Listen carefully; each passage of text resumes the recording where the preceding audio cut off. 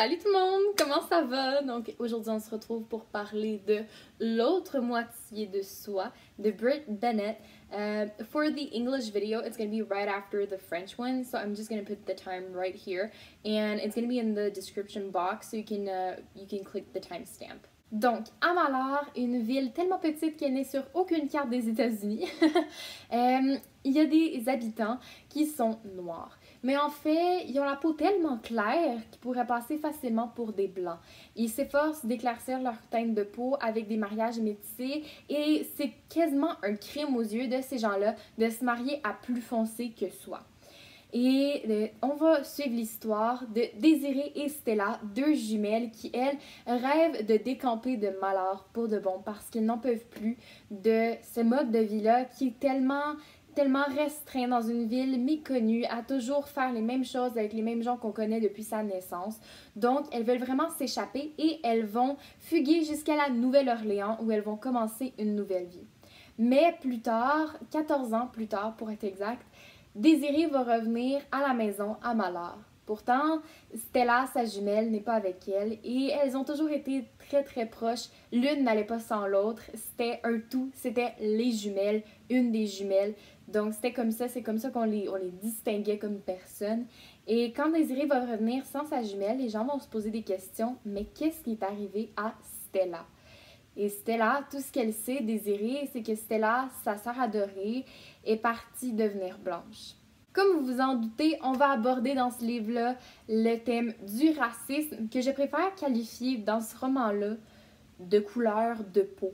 Parce que on n'en parle pas comme dans les autres romans du racisme. On en parle d'une façon des gens qui sont noirs mais qui pourraient passer pour des blancs. Donc au fond, ça nous mène à nous poser la question, qu'est-ce qui distingue les gens noirs des gens blancs?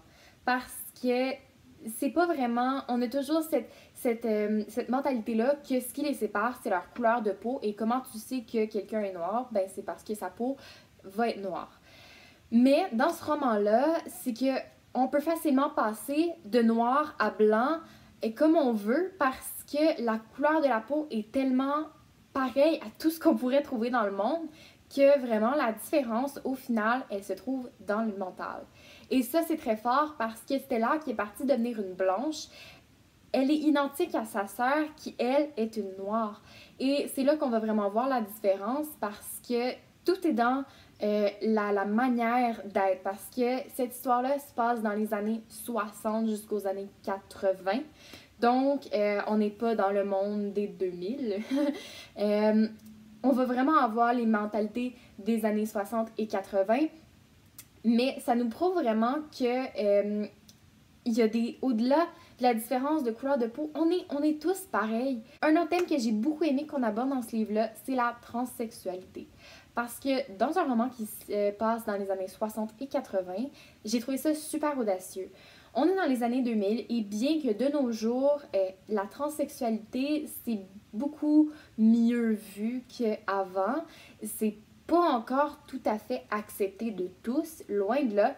Et donc, imaginez les mentalités dans les années 60 et 80. C'était horrible, c'était même pas une question.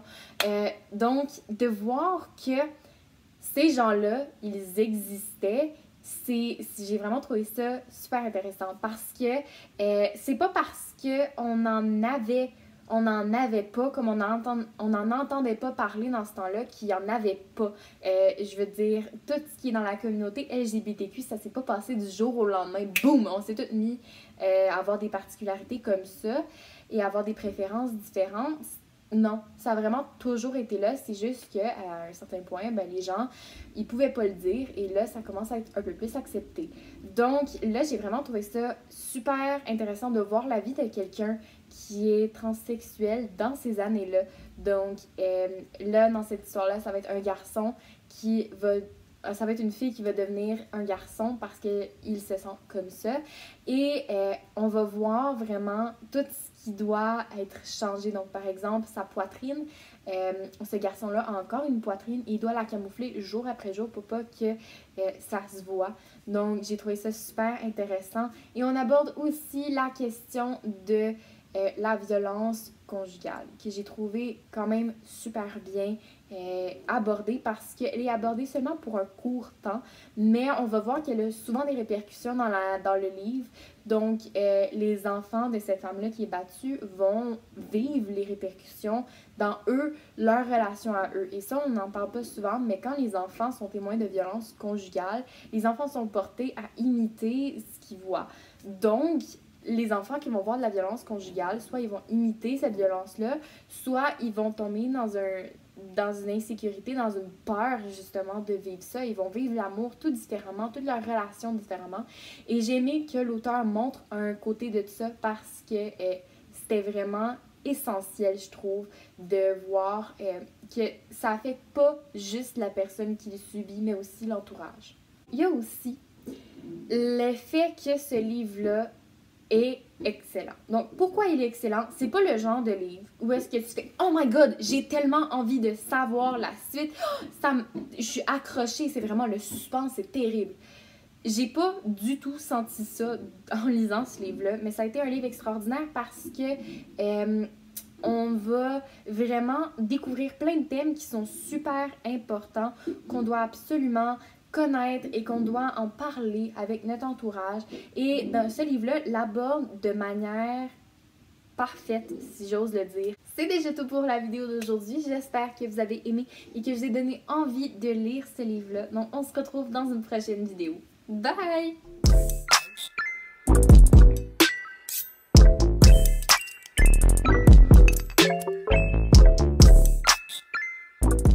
Hey guys, what's up? So today I'm talking to you about The Vanishing Half from Brit Bennett.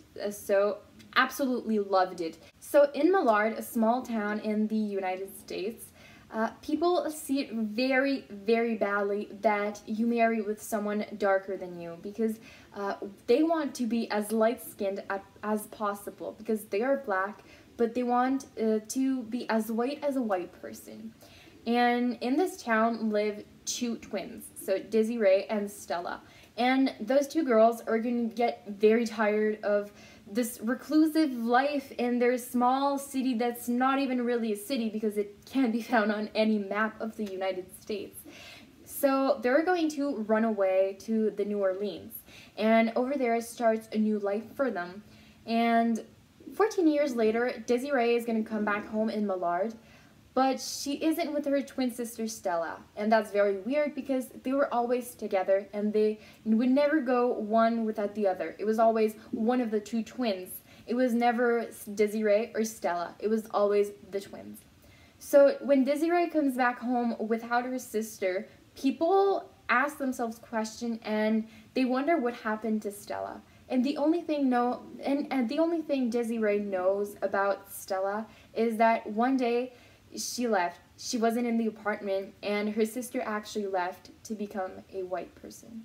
So as you can see with the summary, we're going to talk about racism, which I prefer to qualify in that book of skin color because so often we talk that there is no difference between black people, white people, but actually we can see that there is a difference, and that difference is all in the mind, because in that book the two twin sisters are going to be black people, but their skin is so light that they could be considered white, and that's the main thing around this book. It's that Stella, she wants to become white, and she easily goes as a white person while her sister Desiree is a black person.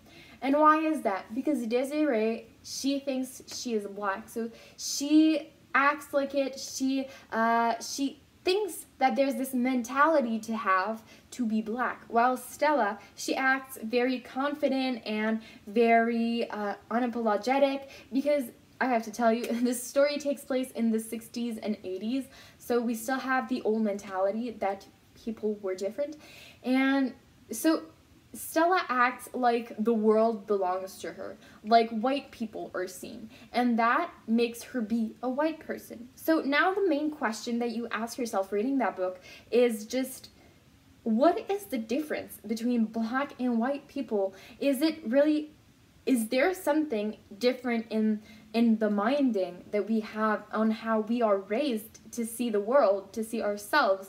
So I thought that this was really interesting. I also like that we talk about transsexuality, because coming from a book that takes place in the 60s and 80s, this is very, it's very courageous, I think, because right now, in our days, being a trans person, it's not, you know, it's not seen as a crime anymore, and it's becoming more and more okay, which is absolutely fantastic.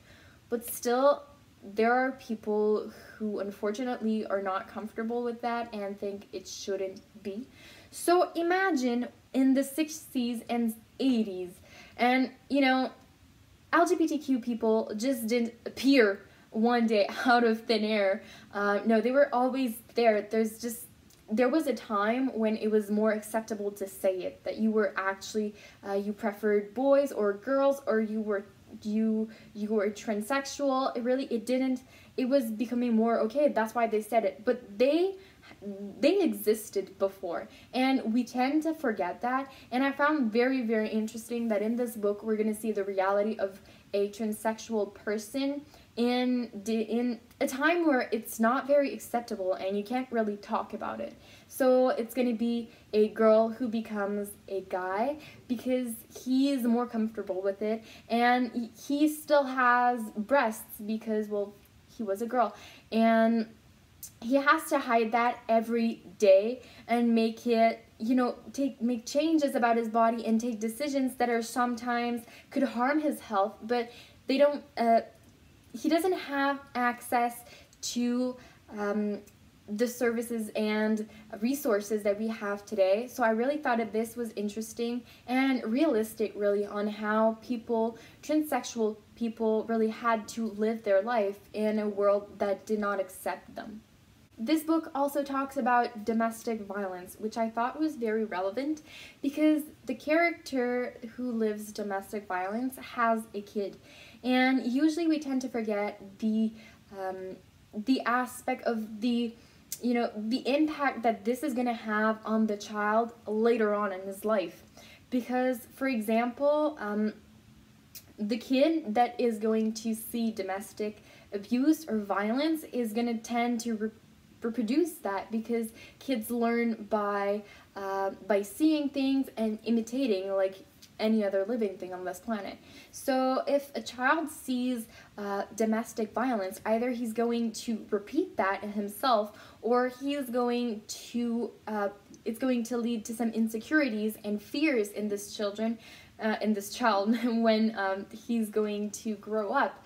And really, in that book we see how it affects relationships in the future, and how sometimes it's hard to be loved when you've lived this as a kid and one of your parents was violent. So I love that we see how there's this long-term impact, that it doesn't just go away a few years after it happened or once the person is out of that house.